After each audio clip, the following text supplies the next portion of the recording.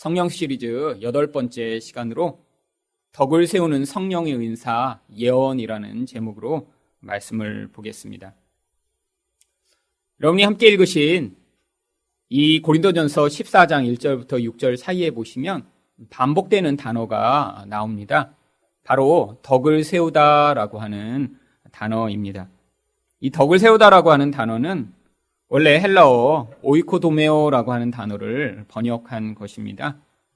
이 단어는 원래 집을 지을 때 집을 지어 완성하다라고 하는 의미를 가지고 있습니다.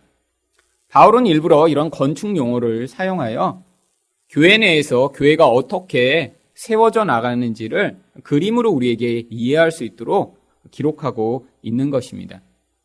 지금도 이렇게 짓다, 세우다라는 그런 단어를 가지고 사용하는 경우가 많이 있습니다.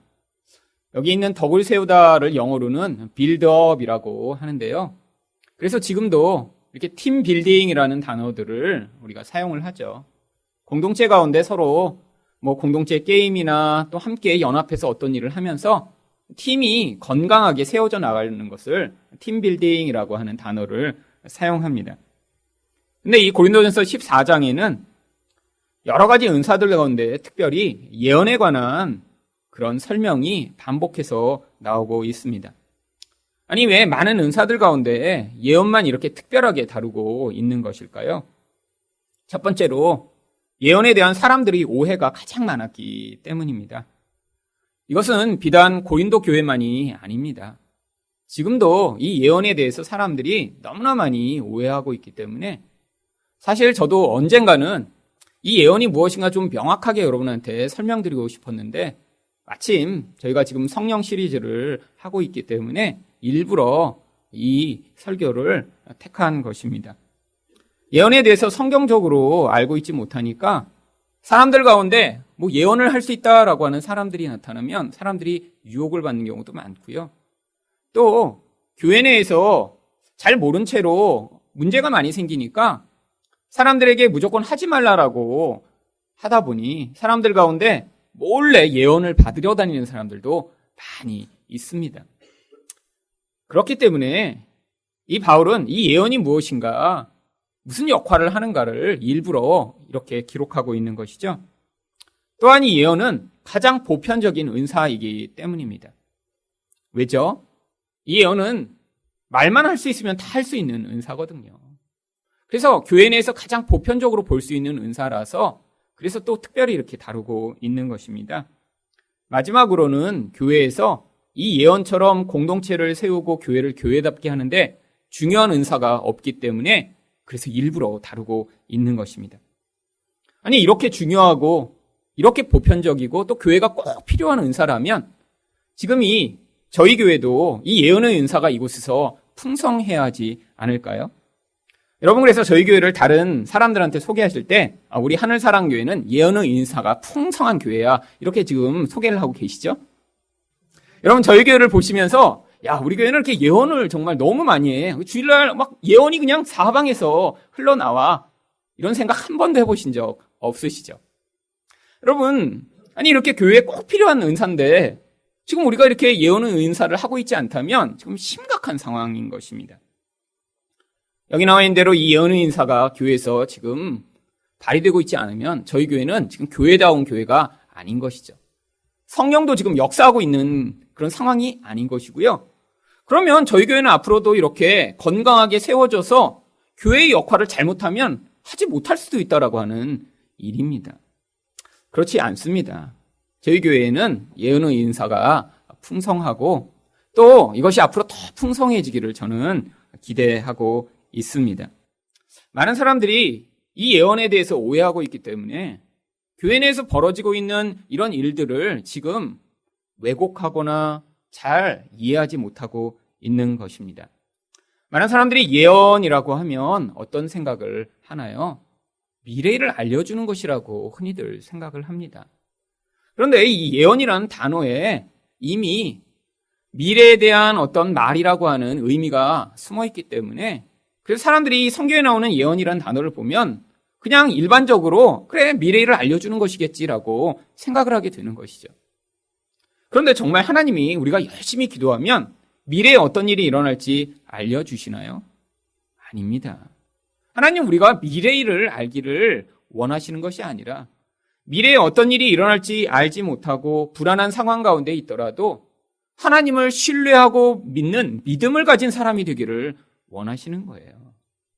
여러분, 미래를 우리가 알 수 있다면, 그래서 내가 내년에 대해서 불안해요. 어떤 일이 일어날지 걱정이 너무 많아요. 그런데 미래에 어떤 일이 일어날지 알게 되면 그 불안을 벗어날 수 있을 거 아니에요. 그러면 뭐가 생기지 않는 줄 아세요? 믿음이 생기지 않습니다. 아무리 기도해도 여러분 안 알려주십니다. 아무리 기도해도 여러분 미래에 알고 싶은 것을 알 수 없습니다. 알려준다고 하는 모든 것들은 거짓말이며 속임수인 것이죠. 그러면 성경에 나오는 이 예언들은 도대체 무엇인가요? 성경의 예언이라고 하는 단어를 찾아보면 150번이 넘게 나옵니다. 구약 성경에서 예언하다라고 번역된 단어는 히브리어 나바라고 하는 단어를 번역한 것입니다. 그런데 구약 성경에 나오는 이 나바라고 하는 히브리어는 원래 미래를 알려주는 것과는 관계가 없는 단어입니다. 그냥 어떤 사람이 어떤 힘에 의해서 자기가 생각하고 자기가 알고 있는 것이 아닌 어떤 신적인 것을 선포하는 것을 나바라고 이야기를 합니다. 그래서 사무엘상 10장 6절을 보시면 내게는 여호와의 영이 크게 임하리니 너도 그들과 함께 예언을 하고 변하여 새 사람이 되리라. 성령이 임하시니까 평소에 하지 않는 말, 할 수 없는 말, 알지도 못하는 말들을 하게 된다는 거예요. 이게 바로 구약 성경에 나오는 예언이라고 번역된 나바라고 하는 히브리어입니다. 그런데 구약 성경에는 이렇게 자기 생각이나 자기의 뜻이 아니라 하나님의 뜻과 하나님의 생각을 그 성령의 힘에 의해서 전문적으로 이야기하던 사람들이 있었습니다. 그들을 우리는 선지자라고 성경이 기록하고 있습니다. 바로 이 선지자란 단어가 히브리어 나바, 예언하다라는 단어에서 나온 단어인 나비라고 하는 단어를 사용하고 있습니다. 그런데 이 선지자는 도대체 무슨 일을 했던 사람인가요? 여러분, 성경에 보면 선지서가 아주 많이 있습니다. 근데 그 선지서 전체의 내용을 다 종합해서 아주 엑기스만 뽑아내면 두 가지를 선지서는 이야기를 합니다. 한 가지는 바로 심판을 당할 수밖에 없는 그런 사람들의 죄악에 대한 선포가 선지서에 나오는 거예요. 평소에는 자기가 죄인이 아니라고 생각했어요. 자기 마음대로 우상 숭배하고 하나님을 버리고 자기가 원하는 욕망의 대상을 우상으로 섬겼습니다. 세상에 살면서 자기 욕심을 이루고자 살기 때문에 다른 사람들을 파괴하는 삶을 살았어요. 그래서 선지자들이 성령으로 말미암아 너희가 행하는 그것이 죄다라고 선포한 것, 그게 바로 선지자들이 했던 예언의 말씀이었습니다. 그런데 두 번째로 또 이들이 한 일이 무엇이냐면 앞으로 이렇게 죄가 해결되고 이런 심각한 문제 가운데 있던 자들이 자기 힘으로 구원받는 것이 아니라 앞으로 메시아가 오시면 그 메시아로 인해 나타나는 하나님의 능력으로 말미암아 하나님 나라가 임할 것이고 그 하나님 나라에서는 죄 문제가 해결되고 모든 갈등하고 고통하는 그 모든 것이 해결될 것이다라고 앞으로 임할 하나님 나라를 선포했던 것입니다. 아주 이상적인 나라죠. 기대할 수 없는 그런 나라죠. 지금은 보일 수 없는, 알 수 없는 그런 나라인데 앞으로 일어날 그 메시아의 통치를 이들이 선포했던 것이죠. 결국 예언이라는 게 죄를 보여주고 그 죄 가운데 구원받을 수밖에 없고 또 구원받아야 하는 자들이 바로 메시아를 통해 구원받게 되는 일을 선포한 것, 그것을 구약의 예언이라고 이야기를 한 것입니다. 물론 구약에서는 앞으로 일어날 일이었기 때문에 그것들이 다 미래에 일어나는 것처럼 선포를 했습니다. 그럼 신약성경에서의 예언은 무엇인가요? 신약성경에서 헬라어로 예언하다는 프로페티오라고 하는 단어를 씁니다. 그런데 이 신약성경에서도 똑같은 의미를 가지고 있습니다. 성령으로 말미암아 눈에 보이지 않는 것을 선포하는 것을 예언하다라고 이야기를 합니다. 베드로후서 1장 21절 말씀을 보시면 예언은 언제든지 사람의 뜻으로 낸 것이 아니요 오직 성령의 감동하심을 받은 사람들이 하나님께 받아 말한 것임이라. 여러분, 이 구절에 예언의 정의가 명확하게 나와 있어요. 원래 사람의 생각과 뜻과 사람의 시선을 가지고는 지금 벌어지고 있는 하나님이 행하시는 것을 볼 수가 없다라는 거예요. 그런데 성령이 임하시면 보지 못하는 것들을 보면서 하나님이 행하시는 일을 지금 그 하나님의 뜻에 따라 선포하는 것, 이게 바로 예언이다라고 이야기를 하고 있는 것입니다. 그러면 이 신약에서 어떠한 예언을 선포했나요? 사도행전 2장 18절 말씀을 보시면 그때 내가 내 영을 내 남종과 여종들에게 부어주리니 그들이 예언할 것이요. 베드로가 이렇게 오순절 사건에 모든 사람들을 불러놓고 자, 너희가 이젠 이렇게 성령으로 예언을 할 때가 되었다라고 이야기를 하고 있는 것입니다. 어떤 때가 된 거예요? 이제 예수님으로 말미암아 죄 문제가 해결됐음을 선포하는 것. 그래서 이제는 죄의 노예, 마귀의 노예, 세상의 노예로 살아가지 않아도 되고 이젠 예수 그리스도로 말미암아 하나님이 주시는 그 자유를 누릴 수 있는 하나님 나라가 시작되었음을 바로 성령으로 말미암아 선포하는 것을 바로 남종과 여종들이 성령으로 예언하는 때가 되었다라고 지금 베드로가 가르쳐주고 있는 것입니다. 여러분, 그렇기 때문에 예언이란 미래를 이야기하는 것이 아닙니다. 예언이란 눈으로는 볼 수 없는 하나님 나라를 보며 바로 그 하나님 나라에서 그 죄 문제가 해결되고 이제 우리가 그 하나님으로 말미암아 자유가 임하였음을 선포해 주는 것, 그것이 바로 예언인 것이죠. 여러분, 그래서 가장 대표적인 예언이 설교인 것입니다. 여러분, 설교 때마다 제가 하고 있는 일이 무엇인가요? 이전에는 죄라고 생각하지 않았던 것이 바로 우리의 근원적인 죄 때문에 말미암는 그런 결과임을 제가 매주 설교하고 있는 것입니다. 그래서 여러분이 설교를 들으시고 나면 내가 이전엔 이렇게 살던 게 그게 바로 죄의 영향력이었구나.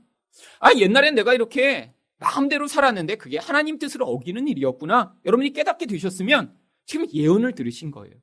근데 거기에 머무시면 안 됩니다. 예언을 들었으면 어떤 일이 벌어져야죠?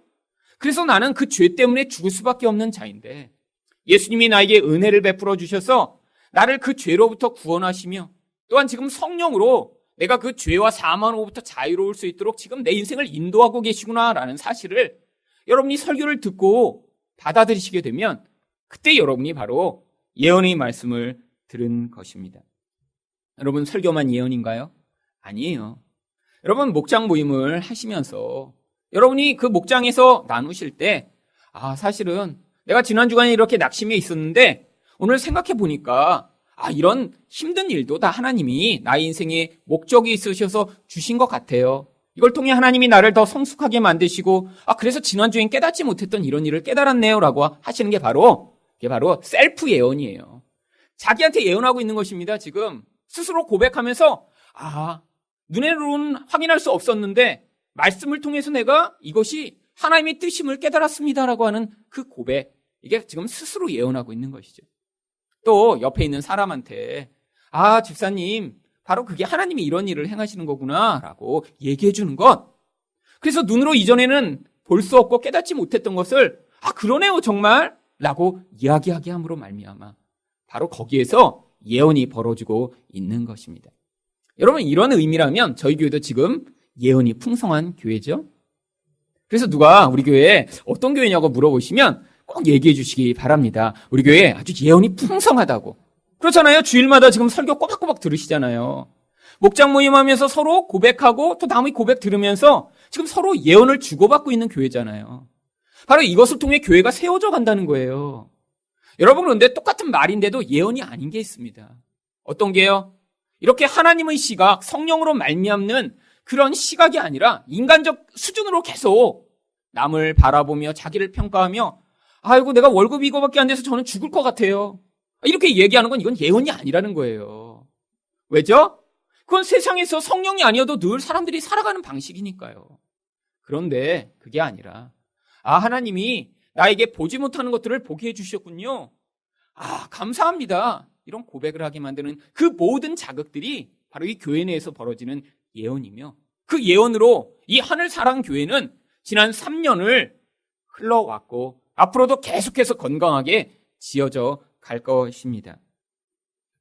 그런데 여러분, 이 예언은 어떤 역할을 특별히 합니다. 그렇다면 예언의 인사는 어떤 역할을 하나요? 첫 번째로 교회의 덕을 세웁니다. 1절 상반절 말씀을 보겠습니다. 사랑을 추구하며 신령한 것들을 사모하되. 우리는 바로 이런 사랑의 원리 안에서 이런 은사를 사모해야 한다라고 배웠습니다. 왜 그런가요? 사랑이라고 하는 자기 중심성에서 벗어난 기본적 태도가 갖추어지지 않은 채 어떤 능력을 가지게 되면 그 능력으로 사람은 반드시 자기 욕심을 충족하려고 하는 이기적 경향성을 더 확장하기 마련입니다. 여러분, 대부분 이렇게 갑자기 돈을 번 사람들이 정말 그 돈을 가치 있게 사용하는 거 보셨나요? 아니에요. 여러분, 그래서 복권을 맞은 사람들은 대부분 그 돈을 다 탕진하는 경우들이 많습니다. 아니, 원래 부자였어요. 그러면 그 부를 어떻게 활용해야 하는지, 또 그걸 갑자기 써버리면 안 된다는 걸 알기 때문에 열심히 그 부를 유지하면서 그 부가 허락하는 내에서 그 돈들을 사용합니다. 근데 갑자기 부자가 된 사람 한번 보세요. 그걸 그렇게 활용할 줄 아나요? 아니에요. 너무 그 돈이 주는 그 쾌락과 그 기쁨이 크니까 다 탕진하고 나중에 더 악화된 상황으로 빠지는 경우들이 많이 있죠. 여러분, 은사도 마찬가지라는 거예요. 어떤 은사가 주어졌는데 우리 안에서 자기 중심적 욕구라고 하는 이 자기 중심성이 벗어나지 않고 사랑을 배우지 않은 사람이 그런 능력이 주어지면 아무리 좋은 은사라도 그걸 가지고 결국 자기를 위해서만 쓰다가 은사가 원래 목적하고 있는 다른 사람을 건강하게 하고 세우는 일을 하지 못하게 된다는 것입니다. 그런데 바울은 뭐라고 권고하나요? 이렇게 은사를 사모하는데 특별히 어떤 은사를 사모하냐면 1절 하반절입니다. 특별히 예언을 하려고 하라. 여러분, 은사는 다 성령이 주시는 거예요. 여러분이 아무리 어떤 은사를 많이 갖고 싶다고 기도해도 사실 그 은사가 오지 않는 경우가 많습니다. 저도 사실 지금도 참 그래도 주어지면 좋겠다라는 은사가 있습니다. 어떤 은사인 줄 아세요? 이 병치료의 은사만 좀 있으면 하여튼 좋겠어요. 물론 저는 지금 이렇게 병치료 은사가 주어지면 옛날에 제가 의도했던 대로 안 쓸 자신이 있습니다. 옛날엔 그걸 가지고 이제 교회를 크게 만들고 싶었거든요. 그런데 지금은 그런 마음은 없어요. 그래도 있기를 원합니다. 저도 갑자기 체하면 이렇게 손대고 딱 기도를 하면 바로 낫고, 옆에 이렇게 어떤 권사님이 지금 이렇게 병이 들렸다고 그러면 가서 이제 손만 딱 대드리면 그 권사님 얼마나 그냥 좋으시겠어요. 여러분, 근데 원한다고 주어지나요? 안 주어질 거 알기 때문에 기도도 안 합니다. 병치료 은사를 달라고. 근데 오늘 바울은 뭐라고 얘기해요? 특별히 예언을 하려고 원하래요. 아니, 기도해도 안 주시는 은사를 원하래요. 아니, 이 은사는 원하면 주시는 건가요? 네, 주십니다. 왜죠? 교회에서 이 예언의 은사가 반드시 필요하기 때문이죠. 여러분, 교회에서 예언이 되지 않으면 우리는 반드시 무엇을 하는 줄 아세요? 예언을 통해 남을 세워주고 영적인 것을 이야기함으로 다른 사람이 그 육적인 것에서 벗어나게 만들어주는 이 예언을 하지 않으면 남을 깎아내리고 험담하고 욕을 하고 비난하고 그리고 육신적인 이야기만 계속 하다가 끝나는 거예요. 교회 열심히 다녔는데 나중에 집에 보니까 건강식품이 막 30종류가 쌓였어. 이 권사님은 저거 먹으라, 저 권사님은 저거 먹으라 그 얘기 듣다가 그리고 나중에 건강식품만 잔뜩 사게 되는 것. 이게 지금 교회 와서 예언 듣고 간 게 아니라 광고 듣고 간 거예요. 건강식품 광고. 여러분, 이런 교회 많습니다. 교회 열심히 다니세요. 가서 이야기들을 서로 많이 하세요. 아침에 오시고 저녁에 오시고 하루 종일 교회 와서 이야기하고 나중에 뭐 하세요? 다단계하고 건강식품 사고 어디 놀러 다니시고 이런 일 해요. 교회에서 모여서. 이 교회는 지금 예언의 은사가 없는 교회인 거예요. 서로 맨 육신적인 것밖에 없어. 와서 아들 자랑, 우리 아들이 지난달에 500만 원이 올랐대 연봉이. 그럼 맨날 이런 얘기만 해요. 여러분, 이런 교회 얼마나 많습니까? 동창의 수준을 벗어나지 못해요. 동창회에서 하는 일이 늘 그거잖아요. 우리 아들 어느 회사에 취직했어. 우리 아들 어떤 학교 들어갔어. 누구랑 결혼해. 맨 그 얘기. 여러분, 그게 지금 예언이 없는 모습이에요. 근데 우리 교회가 만약에 예언의 은사가 없으면 모여서 맨 그런 얘기 한다는 거예요. 지난 연휴 때 어디에 갔더니 그냥 너무 풍경이 그냥 아름다워서 꼭 가보세요, 집사님. 여러분, 이러고 모여서 끝난다면 이건 교회가 아닙니다. 그러니까 우리가 모두 다 예언의 은사를 받으셔야 돼요. 그래서 말만 하면 축복하고 말만 하면 영적인 이야기들을 하고 말만 하면 이렇게 하나님 나라를 선포하는 사람들이 모여 있어서 와서 여행 자랑하려고 이렇게 했다가도 스스로 창피해서 이렇게 가만히 있고, 그 다음에 건강식품, 이거 꼭 소개해서 그냥 온 교인이 다 먹어야 돼. 그래서 일단 목사님부터 먹인 다음에 목사님이 건강해져서 설교 때 좀 이렇게 한번 얘기해 주시길 바라는 마음으로 이렇게 목사님한테 계속 이렇게 공급해갖고 이렇게 목사님이 언제 얘기하나 이런 거 기대하시지 말라고요. 여러분, 아무리 좋은 거 주셔도 저만 혼자 먹고 절대 얘기 안 하겠습니다. 주시는 건 괜찮은데 기대는 하지 마세요. 그래서 성도들이 우리는 모여서 동창회 갔더니 누구 아들 자랑해갖고 와서 낙심돼갖고 왔는데, 여기 와서는 아들 자랑하는 거 그거 다 아무것도 소용없구나. 하나님을 자랑해야겠구나. 그렇게 하고 다시 소망을 가지고 가시면 여기서 예언 듣고 가신 거예요. 그런데 동창회 가서 아들 자랑 듣고 낙심해 왔는데 여기 교회 와서는 딸 자랑 듣고 그냥 뭐야, 난 아들도 딸도 그냥 지금 다 시원찮은데 이러고 가시면 지금 어떡하겠어요. 그래서 이 교회에 모두 다 예언의 은사를 받으셔야 돼요. 여러분도 원하셔야 됩니다. 그래서 여러분이 오실 때마다 예언을 선포하셔서 모두 다 이곳에서는 설교만이 아니라 서로 같이 예언하는 그 놀라운 분위기 가운데 하나님 나라를 소망하는 사람들이 이곳에 날로 늘어가셔야죠. 그런데 바울이 이 예언을 설명하기 위해 방언을 가지고 와서 방언과 대조해서 설명합니다. 왜냐하면 이 방언은 예언과 어떤 특성이 다르기 때문입니다. 2절 말씀을 보겠습니다. 방언을 말하는 자는 사람에게 하지 아니하고 하나님께 하나니 이는 알아듣는 자가 없고 영으로 비밀을 말함이라. 한글로 방언이라고 번역된 이 단어 글로사는 헬라어로 직역을 하면 혀라고 하는 뜻이라고 말씀을 드렸습니다. 왜 이것을 다른 나라 언어라는 그런 표현이 아니라 혀라고 원래 성경이 사용하고 있는 것일까요? 성령이 임하시면 내가 내 뜻대로 내 혀를 주장해 하나님께 내가 원하는 것들을 간구하려고 하는데, 하나님이 혀를 붙잡으셔서 내 뜻과 내 생각이 아니라 하나님이 뜻대로 기도하도록 나를 붙잡으시는 그 성령의 능력을 보여주고자 방언을 혀라고 이야기를 하는 것입니다. 그래서 로마서 8장 26절은 무엇이라고 이야기를 하나요? 이와 같이 성령도 우리의 연약함을 도우시나니 우리는 마땅히 기도할 바를 알지 못하나 오직 성령이 말할 수 없는 탄식으로 우리를 위하여 친히 간구하시느니라. 우리는 어떤 존재라고요? 마땅히 기도할 바를 알지 못한대요.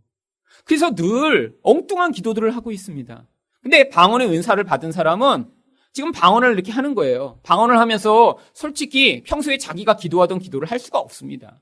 성령이 내 혀를 붙잡으셔서 방언의 은사를 받기 전에는 하나님 건강 주세요, 하나님 우리 아들 서울대 보내주세요, 계속 이렇게만 기도했는데 혀를 꽉 붙잡으시고 하나님 서울대 떨어뜨려 주세요, 속으로 이렇게 성령이 지금 기도하게 하시는 거예요. 왜요?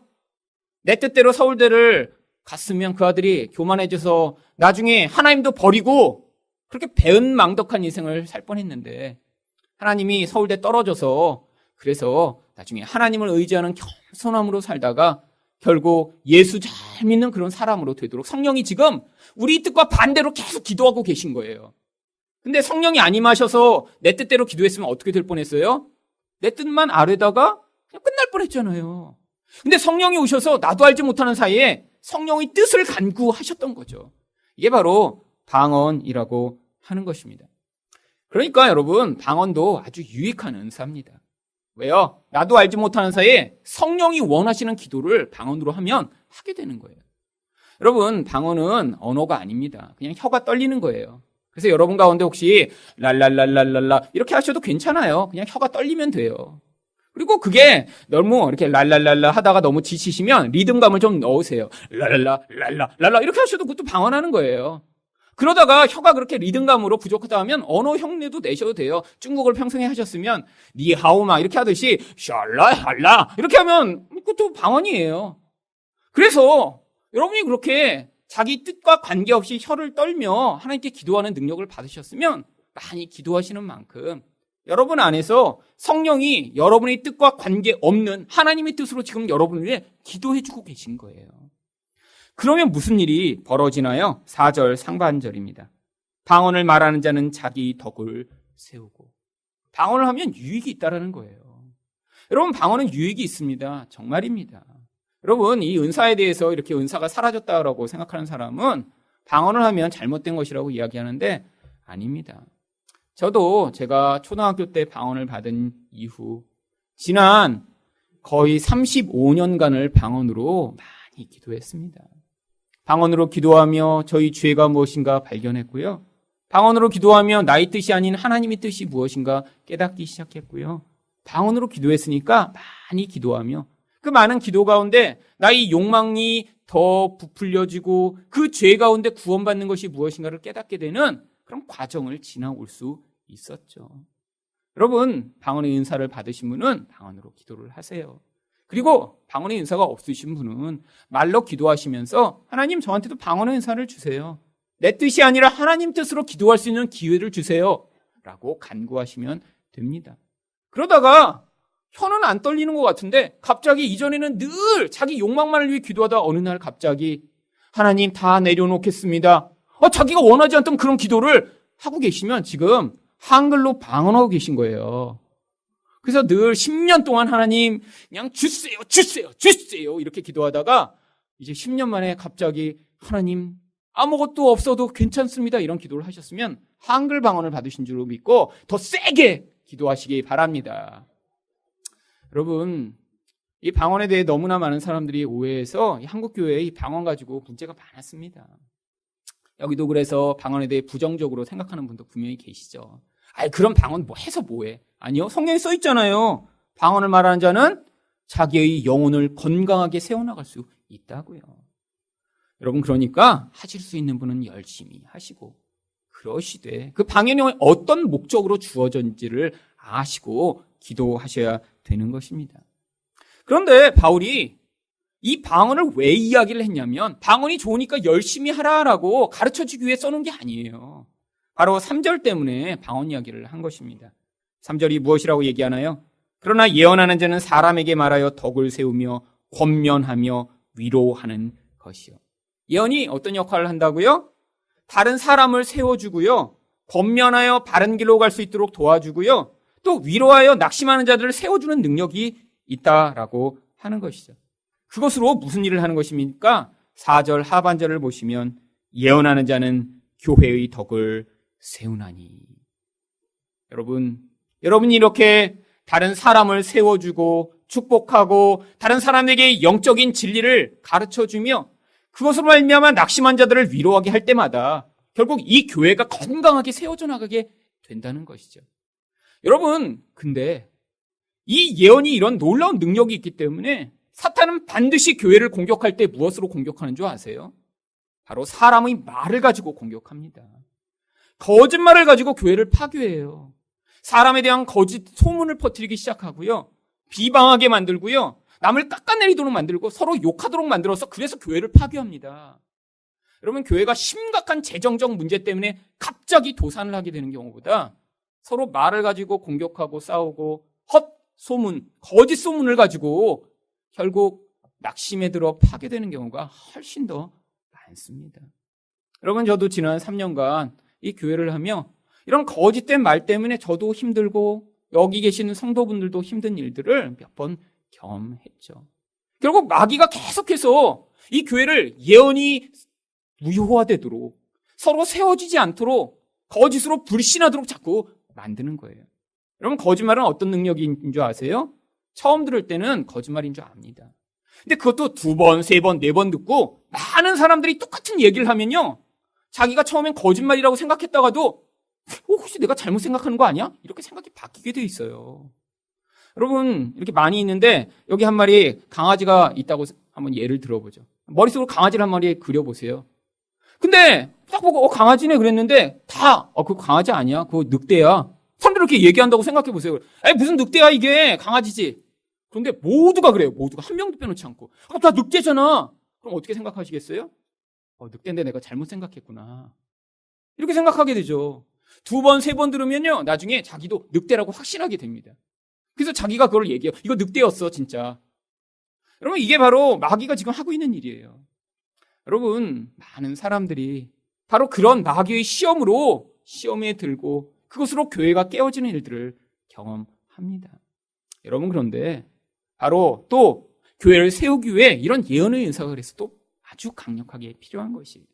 여러분, 그래서 이런 예언의 은사가 여기 가지고 계신 분도 계십니다. 볼 때마다 칭찬하고 좋아하시는 분 있죠. 볼 때마다 영적인 일들을 잘 얘기해 주시는 분 계세요. 근데 또 약한 분도 계세요. 그래서 얘기할 때마다 예언이 아니라 자기 자랑하고 자기 집에 뭐 있는지 자랑하고 뭐 이런 거 하고 싶어서 못 견디는 분도 계세요. 그건 어쩔 수 없어요. 타고났습니다. 근데 그게 약한 분은 어떻게 하셔야 돼요? 기도하셔야죠. 하나님, 저한테도 좀 예언의 은사를 주세요. 왜 저는 말만 하면 남의 욕이 나올까요? 여러분, 기도하셔서 은사를 받으셔야죠. 여러분, 이 은사가 얼마나 교회를 풍성하게 하는지 사실 저도 이런 은사를 받은 분을 통해 아주 큰 유익을 경험한 적이 있습니다. 미국에서 유학할 때 자주자주 힘들 때가 있었습니다. 아무리 기도해도 그 우울하고 낙심하는 마음이 해결되지 않는 경우들이 많이 있었고, 가장 힘든 일이 무엇이었냐면 외로움이었습니다. 내가 이렇게 고통 가운데 지나가고 있는데 아무도 이 사실을 알지 못하다니, 그게 너무너무 외롭고 힘들었습니다.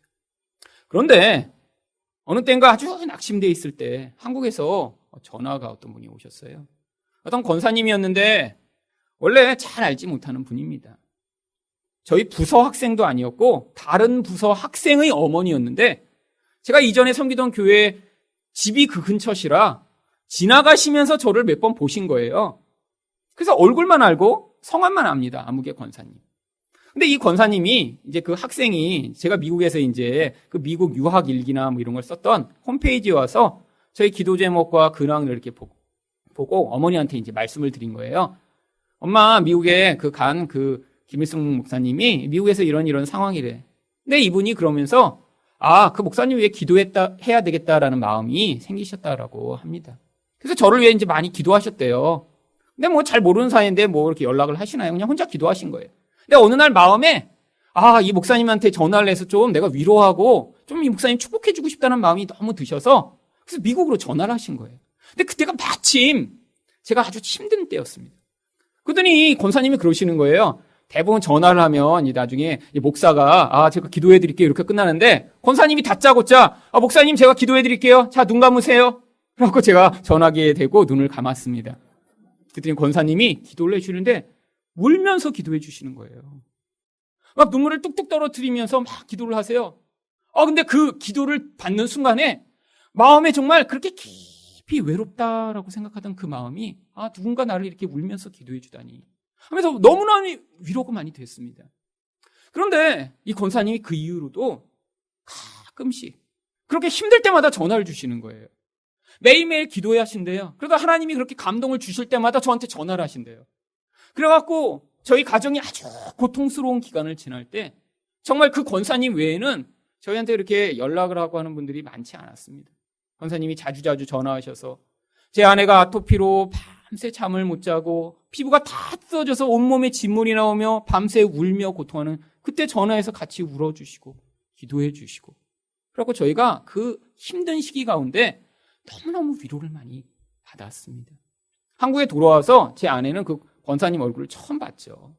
근데 그 기도로 그렇게 돼 있으니까 너무 친밀해진 거예요.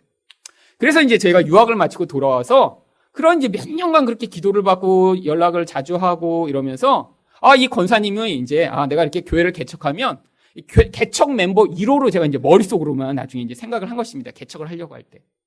근데 한국에 와서 이렇게 어려운 시기가 지나가며 저희 이제 개척 창립 예배를 드리고 했잖아요. 그래서 이 권사님이 이제 이렇게 그동안 오래 기도해 주시고 그랬으면 이제 가장 기쁘게 먼저 오셔갖고 이렇게 그냥 하실 줄 알았는데 다른 일이 있다고 안 오시는 거예요. 그 다음에는 또 연락도 자주 안 하시는 거예요. 그래서 저만 가끔씩 연락을 드립니다, 지금은. 그래서 솔직히 저희 교회 개척하고 한 번도 안 오셨어요. 그래서 처음에는 약간 이상하게 생각한 거예요. 미국에서는 그렇게 막 완전히 가족처럼 그렇게 해놓고, 왜 개척하고 어떻게 한 번도 안 오실까? 근데 나중에 깨닫게 됐습니다. 이분의 은사가 바로 이 위로와 예언의 은사셨구나. 그래서 그렇게 기도하다가 그런 마음을 하나님이 주셔서 원래 그렇게 막 살갑고 친밀하고 막 그렇게 다 챙기고 이런 분이 아닌데 그 은사로 말미암아 저희한테 그 은사를 발휘해 주신 거예요. 근데 교회 개척하고 나니까 더 이상 그 은사가 필요 없거든요. 사실은 이제 저도 그 은사가 이제 필요 없는 상황이 돼버렸습니다. 제가 여러분을 예언해 드려야 되는 상황이 된 거죠.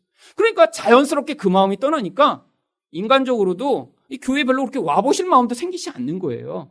그분은 자기 은사대로 섬기시고 그 역할을 하신 것이죠. 여러분도 은사가 주어지면 바로 그런 것입니다. 나의 본성과 능력과는 관계가 없어요. 성령으로 말미암아 하나님이 일하게 하셔서 그것으로 그때 필요한 능력들이 발휘되고 목적이 끝나면 또 다른 사람, 또 다른 상황으로 그 은사들이 발휘돼 나가는 것입니다. 두 번째로 예언의 인사는 어떤 역할을 하나요? 하나님의 뜻을 전달합니다. 6절입니다. 그런즉 형제들아 내가 너희에게 나아가서 방언으로 말하고 계시나 지식이나 예언이나 가르치는 것으로 말하지 아니하면 너희에게 무엇이 유익하리요. 방언은 공동체에서 다른 사람을 세워주는 은사가 아닙니다. 그러니까 방언으로 말하고 다른 것을 하지 않으면 소용없다는 거예요. 그런데 방언 대신에 교회 내에서 해야 할 일들이 무엇인가요? 지식, 계시, 예언, 가르치는 것들입니다. 이 모든 것들의 공통점이 무엇이죠? 하나님의 뜻이 무엇인가를 전달하는 일입니다. 여러분, 교회에서 그러니까 가장 중요한 일이 하나님의 뜻이 무엇인가를 바르게 전달하는 것이죠. 그런데 이 하나님의 뜻을 바르게 전달하는 일이 바로 성령으로 말미암아 가능해진다는 거예요. 로마서 8장 27절 말씀을 보시면 성령이 하나님의 뜻대로 성도를 위하여 간구하심이니라. 성령은 하나님이세요. 그러니까 그 하나님의 뜻을 우리에게 적용하시고 가르치시고 우리가 그걸 받아들일 수 있도록 지금 계속 일하고 계신 분이십니다. 그러니까 교회에서 성령 충만하고 성령이 강력하게 임하면 어떤 일이 벌어지냐면 하나님의 뜻이 선명하게 나타나기 시작하는 거예요. 무엇이죠? 바로 말씀이 말씀답게 선포되고 가르쳐질 때 성령의 역사가 가장 강력한 것입니다. 여러분이 저를 보실 때도 와, 우리 목사님은 이렇게 성령의 사람이야 이렇게 생각이 별로 안 드시죠? 그냥 설교는 이렇게 잘 가르치시는 것 같은데 뭐 이렇게 성령의 사람 같지가 않아. 근데 만약에 제가 이렇게 주일마다 오셔서 암 환자 하나씩 이렇게 치료하면 여러분이 저를 보실 때 야, 우리 목사님 성령의 사람이야 막 기적이 매주 나타나 이렇게 하실 거 아니에요. 여러분, 그거 아니라는 거예요. 성경은 성령이 충만하면 무슨 일이 벌어진다고 하냐면 바로 하나님의 뜻이 선명하게 드러나고 나타나게 되는 게 성령의 역사라고 이야기하는 거예요. 기적이 안 나타난다고 이 교회는 성령의 역사는 약해. 그러면 이게 잘못된 생각이라는 거예요. 여러분, 그래서 여러분 인생 가운데 이렇게 성령이 충만하게 역사하시고 또한 그것으로 말미암아 하나님의 뜻이 선명해지고 계시다면 지금 여러분은 무엇을 하고 계신 건가요? 예언을 듣고 계신 것이고요. 그리고 또한 다른 사람의 인생 가운데 이렇게 이전에는 모호하던 하나님의 뜻을 선명하게 여러분이 분별하여 가르치시고 전파하고 계시다면 하나님의 뜻인 그 성령으로 말미암는 역사를 행하고 계신 것입니다. 마지막으로 예언의 인사는 어떤 역할을 하나요? 회개로 이끕니다. 22절 상반절입니다. 그러므로 이 방언은 믿는 자들을 위하지 아니하고 믿지 아니하는 자들을 위하는 표적이나. 이 구절은 많은 사람들이 이 고린도전서 14장 가운데 난제 구절로 여기고 있는 내용입니다. 왜냐하면 바울이 갑자기 방언은 믿지 않는 사람들을 위한 표적이고 예언은 믿는 사람들을 위한 표적이라고 설명을 하거든요. 근데 하반부에 나오는 내용을 보면 약간 그렇지 않은 내용이 이제 뒷부분에 나옵니다. 근데 이것은 표적이라는 것이 무엇이냐면 성경에 나와 있는 그 약속을 우리에게 증거하는 일을 표적이라고 사용하고 있는 거예요. 방언을 여러분 한다고 생각해 보세요. 여러분 믿지 않는 사람들이 그 방언을 하는 사람들 사이에 와 있어요. 그러면 어떤 느낌이겠어요? 저 사람들 다 이상하네? 다 미쳤나? 저런 이상한 소리를 해? 이렇게 반응하겠죠. 그게 바로 구약 성경에 약속된 어떤 일을 이루는 현상이라고 하는 것입니다. 구약에 어떤 일이 약속되어 있나요? 21절 말씀입니다.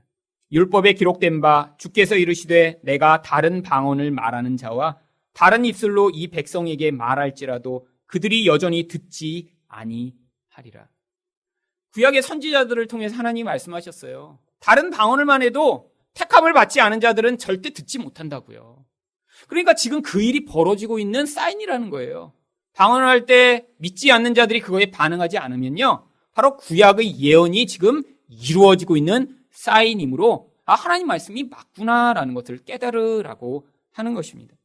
그런데 방언과 달리 예언은 어떤 사인인가요? 22절 하반절입니다. 예언은 믿지 아니하는 자들을 위하지 않고 믿는 자들을 위함이라. 여태까지 설명을 드렸죠? 예언이 어떻게 우리 성도들을 하나님의 은혜로 건강하게 하는 그런 힘을 가지고 있는지요. 그런데 이런 설명을 한 다음에 이 예언의 또 다른 역할을 24절과 25절에서 이렇게 이야기합니다. 그러나 다 예언을 하면 믿지 아니하는 자들이나 알지 못하는 자들이 들어와서 모든 사람에게 책망을 들으며 모든 사람에게 판단을 받고 그 마음의 숨은 일들이 드러나게 되므로 엎드려 하나님께 경배하며 하나님이 참으로 너희 가운데 계신다 전파하리라. 예언의 숨겨진 또 다른 역할이 있다라고 하는 것입니다. 어떤 역할이요? 바로 죄라고 인식하지 못했던 것을 이제 죄라고 깨닫게 되면서 그 모든 것의 배후에 계신 하나님을 이제 받아들이게 만드는 그런 역할을 하게 된다는 것입니다. 이게 바로 설교가 예언인 증거입니다. 여러분, 설교를 통해 제가 자꾸 의도하는 것이 무엇이냐면 여러분이 여러분의 인생 가운데 살고 있는 이 모든 삶의 양식, 여러분의 감정, 여러분의 관계, 여러분의 이런 멈출 수 없는 욕망, 또 공허감, 이런 모든 현상들, 그 이면에 진짜 존재하는 것이 무엇인가? 여러분한테 지금 매주 가르쳐드리고 있는 거예요. 여러분, 무엇인가요? 왜 이렇게 인간은 감정을 억제할 수 없나요? 왜 이렇게 욕망을 다스릴 수 없어서 욕망에 끌려가는 인생을 사나요? 왜 이렇게 두려움에 사로잡히나요? 이렇게 잘하고 싶은 관계가 왜 맨날 깨지나요? 다 이유가 무엇이죠? 인간 안에 있는 죄라고 하는 영향력이 이런 현상으로 지금 나타나고 있는 거예요. 여러분 가운데 어떠한 감정에 자꾸 사로잡히시는 분 계시죠? 자꾸 우울한 분 계시잖아요. 자꾸 화내는 분 계시잖아요. 자꾸 누군가를 미워하는 감정이 드는 분 계시죠? 왜 그렇다고요? 그 미움 자체의 근원에 있는 죄라고 하는 영향력이 그런 결과를 만들어내는 것이라고요. 근데 죄가 도대체 무엇인가요? 하나님의 생명에서 단절돼 우리 영혼 안에 하나님과의 관계가 깨어지고 공허한 상태 가운데 있는 것이 죄의 상태인 것입니다. 영혼이 생명이 없으니까 우리 감정으로 불만족과 우울과 허무와 모든 종류의 그런 부정적 감정들이 표출돼 나오는 것이죠. 우리 안에 생명이 없으니까 관계에서 갈등하는 것입니다. 다른 사람을 나의 욕망의 도구로 보는 거예요. 그래서 문제가 자꾸 발생하는 것입니다. 그래서 여러분이 이 설교를 통해 내가 이렇게 살아가는 나의 삶의 양식, 나의 감정, 나의 이런 모든 모습이 내 영혼 안에서 나는 알 수도 볼 수도 없는 죄라고 하는 영향력 때문에 나타나는 결과이구나라는 사실을 여러분이 깨닫도록 제가 지금 설교를 드리고 있는 거예요. 그럼 깨달아서 뭐 하게요? 깨달아서 여러분 영혼 안에 있는 여러분은 해결할 수 없는 죄의 문제를 예수님으로 말미암아 해결받으실 수 있도록요. 그래서 이전에는 늘 이렇게 부정적 감정에 매여 살았어요. 늘 우울하고 늘 허무하고 늘 화내고 그래서 늘 사람과의 관계가 깨어지면서 사람들은 어떻게 생각하죠? 자기 자신에 대해 늘 방어 기제를 가지고 내가 이렇게 화난 거는 저 사람 때문에 화난 거야 라고 남을 탓하고 그리고 자기 자신은 괜찮다라고 착각하고 살아요.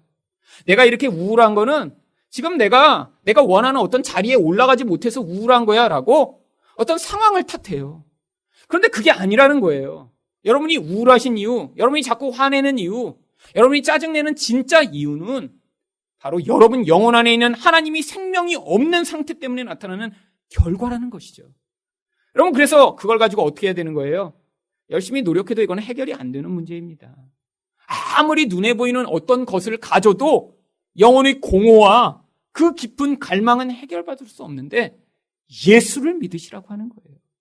그래서 예수님이 여러분을 붙잡으시고 성령으로 여러분 영혼 가운데 생명을 자꾸 채워주시면 그때 바로 하나님 나라 가운데 임하는 만족과 기쁨을 누리시면서 그 가운데 이전에 내가 죄 가운데 살 때는 이렇게 고통스러웠는데 하나님이 주시는 생명을 맛봤더니 내가 이런 평안과 만족을 경험하는구나를 맛보고 그것을 다른 사람에게 선포하며 예수 믿어야 돼라고 얘기해 주시는 것, 이게 바로 예언을 하시는 사람이 되는 것이죠. 여러분 바로 설교 때 그 일을 하시라고 제가 여러분에게 이렇게 지금 목이 아프게 지금 떠들고 있는 거예요.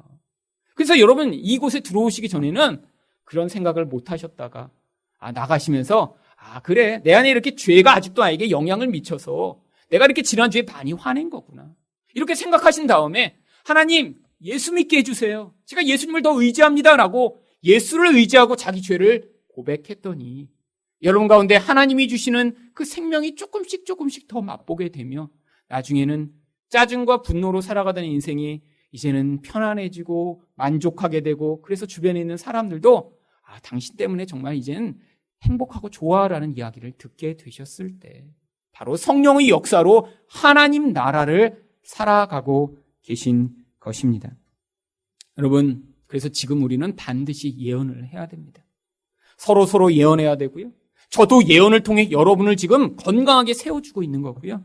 그래서 우리 모두 이 하늘사랑교회에 계신 한 사람도 빼놓지 않고 모두 예언의 은사를 받으셔서 이 교회에 와서 예배드리고 모임을 하고 함께 이 교회의 교인이 된 분들은 다 다른 사람들을 축복하고 세워주는 일 가운데 그 행복과 기쁨을 맛보는 여러분이 되시기를 예수 그리스도 이름으로 축원드립니다.